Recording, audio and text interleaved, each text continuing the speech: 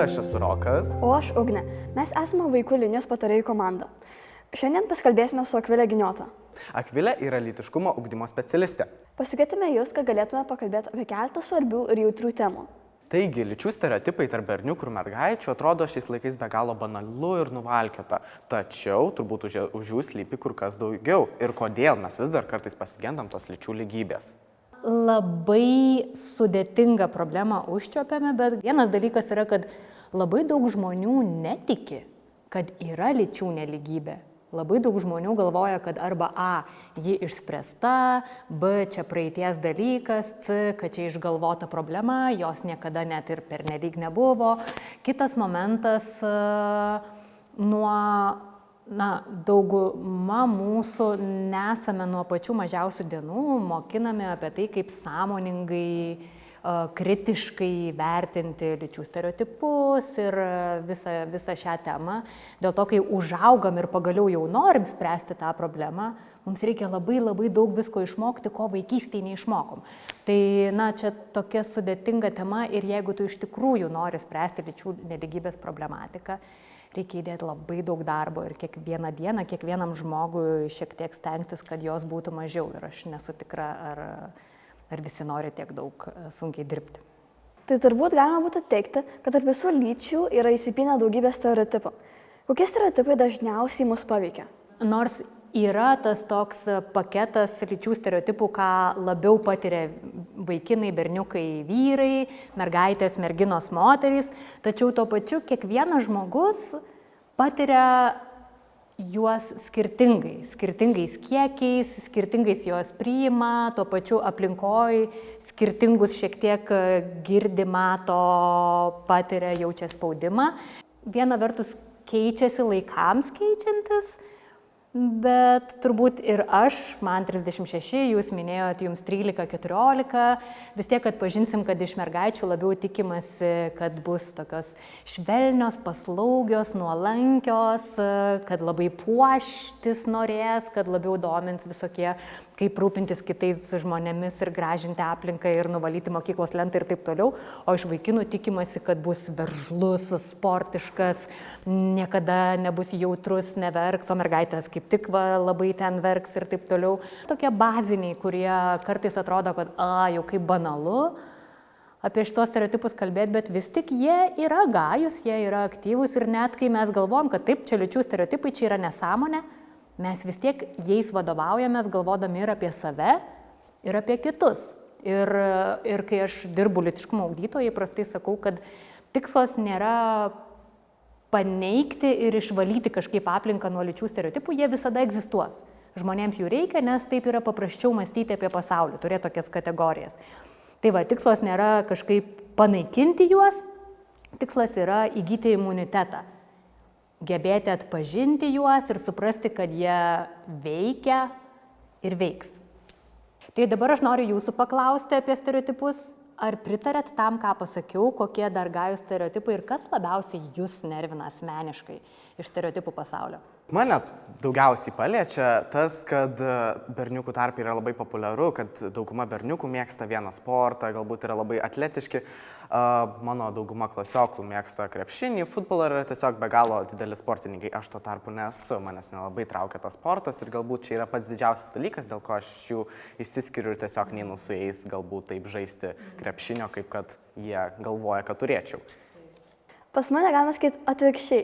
Mano tam tikrai pomėgiai ir ko aš esu susidomėjusi, labai kartais, kai aš jas pasakau žmonėm, jie į mane keistai pasižiūri. Pavyzdžiui, man labai patinka mašinos ir lenktyniavimas. Ir tai nėra labai tipiškai mergaitai. Viename savo poste minėjote, aš auginu 2 berniukus ir negaliu iš arti kiekvieną dieną matyti, kaip skiriasi mergaitės nuo berniukų. Bet aš galiu iš arti kiekvieną dieną matyti, kaip skiriasi berniukai nuo berniukų.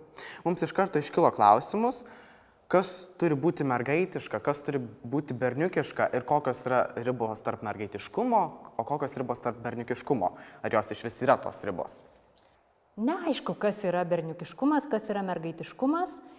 Aš kartais netgi sakau taip, kiek žmonių, tiek lyčių.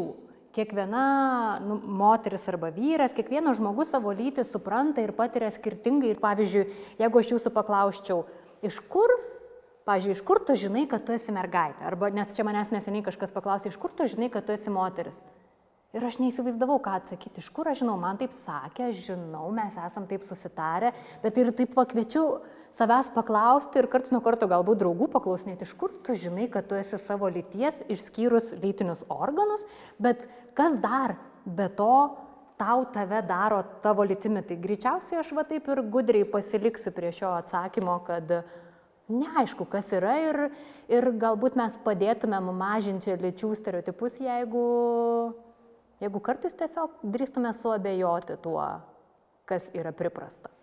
Norime paklausti, kodėl yra taip užpuolami paaugliai ir kodėl mūsų visuomenėje prieš LGBTQ+ yra taip stipriai diskriminuojama? Aš suprantu, kodėl klausėt, nes aš nebejoju, kad jūs kasdien, na gal ne kasdien, bet tikrai savo realybėje matote ir labai daug yra to replikavimo, net nenorint įžeisti kartais žmogaus ar ne, bet yra tas tugėjus, tokia net aš galiu pavadinti epidemija.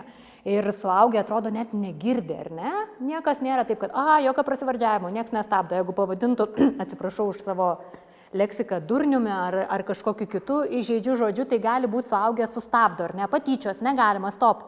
O su šituo, kiek aš esu iš savo darbo aplinkos pastebėjus, kad, tarsi net mes taip yra paplitę, kad mes net nebegirdime. Noriu tarsi, nedemonizuoti ir neužpulti savo suaugusiųjų, savo amžiaus kategorijos, tai nėra mums įprasta tema. Kai mes augom, apie tai buvo daugiausia dėja kalbama tik per patyčių prizmę kažkokią. Tik. Čia net nebuvo diskusijos apie tai, kad kažkaip reikėtų gerbti, suprasti, priimti. Visai nebuvo. Ir dabar, atrodo, dar 2015 metais nebuvo. Ir per paskutinius Lietuvos atžvilgių kokius 7 metus išsprogo šita tema. Ir suaugusiems tikrai yra labai daug visko, ko išmokti. Ir padėti jauniems žmonėms nuo mažų dienų priimti kitoniškumą. Čia ne vien LGBT atžvilgiu, ar ne, bet apskritai skirtinga veido forma, kūno forma, skirtinga tautybė, šeimos forma, pomėgius, ar ne, įvairiausia amplitudė žmogaus kitoniškumo ir skirtingumo. Mokykloje mokiniai praleidžia vos nedidžiąją savo gyvenimo dalį. Prastame mikroklimate tikrai būna be galo sunku ir mokytis. Ir iš tikrųjų tokie vaikai, kurie patiria tokias patyčias arba tokius netgi komentarus, iš tikrųjų kiekvieną dieną jam pasidaro labai sunku mokytis. Kai kurios mokyklos netgi tuo nesidomi, nieko nedaro, kad stabdytų šitus dalykus. Mums buvo įdomu, kaip elgtis ir jausti tokiems vaikams ir paaugliams, kurie neranda prieglaudos savo artimoje aplinkoje.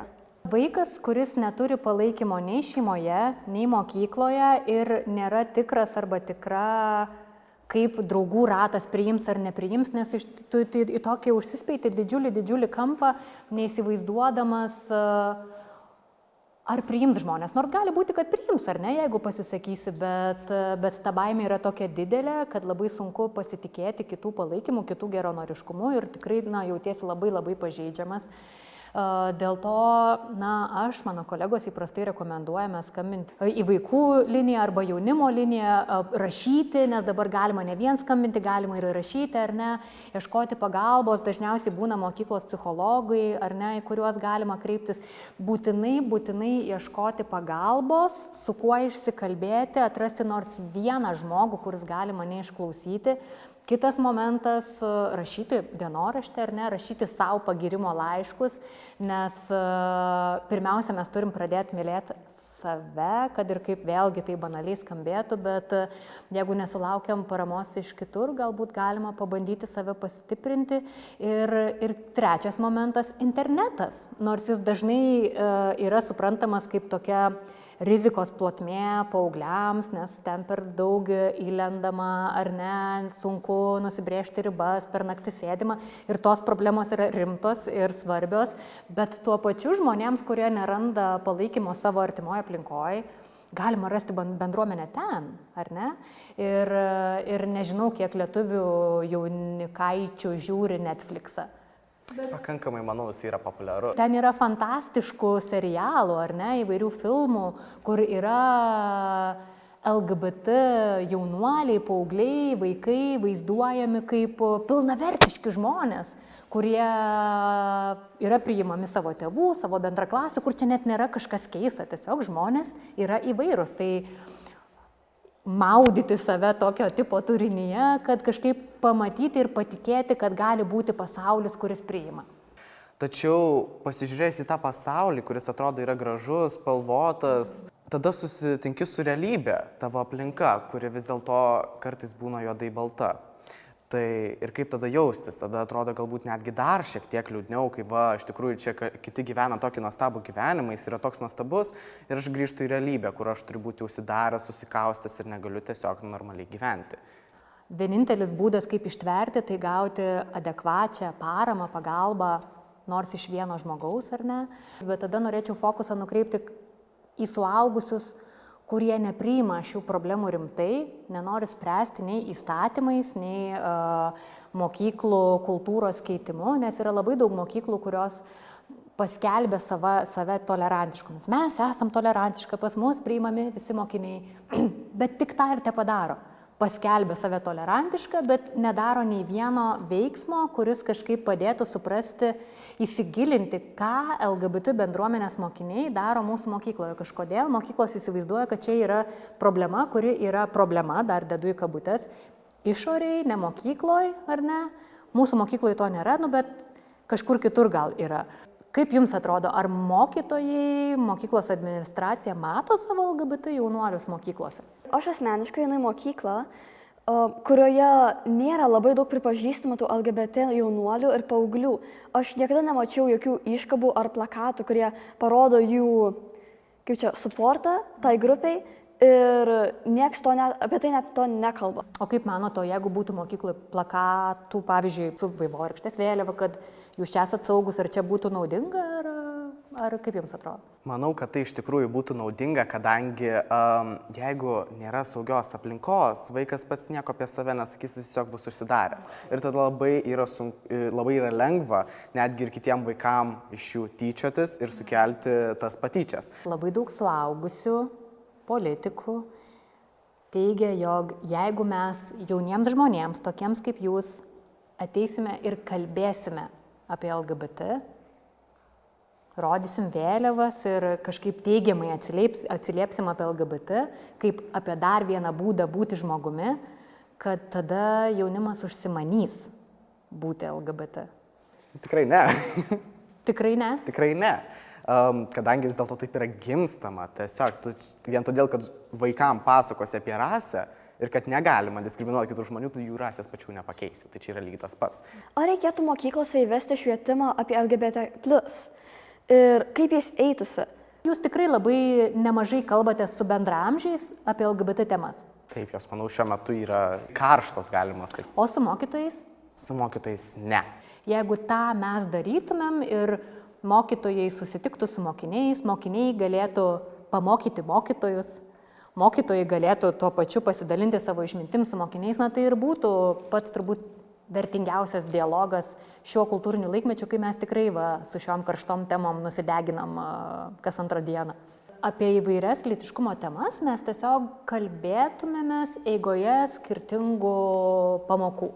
Pavyzdžiui, per istoriją skirtumėm dėmesio šiek tiek lyčių lygybės temai, ar ne, ką istoriškai veikdavo moteris, kol vyrai kariaudavo, ką vaikai veikdavo, kol vyrai kariaudavo, kokia būdavo LGBT žmonių kultūra 16 amžiui, 12 amžiui, nes jinai būdavo. Translyčiai, gėjai, lesbietės, biseksualai egzistuodavo visada per amžius, tai būtų galima, ar ne, muzikoje inkorporuoti, papasakojant, kurie kompozitoriai, ar ne, buvo galimai homoseksualus ir taip toliau. Per literatūrą truputį daugiau skirti dėmesio pasakojimams, skirtingų žmonių pasakojimams, ar ne, ir ne vien apie lytiškumo temas, bet apie apskritai skirtingas kultūrinės plotmes. Tiesiog įvesti daugiau normalumo. Be galo ačiū Jums, kad atvykote pas mus ir dar esame be galo dėkingi, kad galėjome su Jumis aptarti šias svarbias temas, jas padiskutuoti ir esame be galo dėkingi. Aš irgi labai dėkinga, kad mes tokiom sunkiom temom štai paėmėm, susitikom ir pakalbėjom. Ačiū Jums.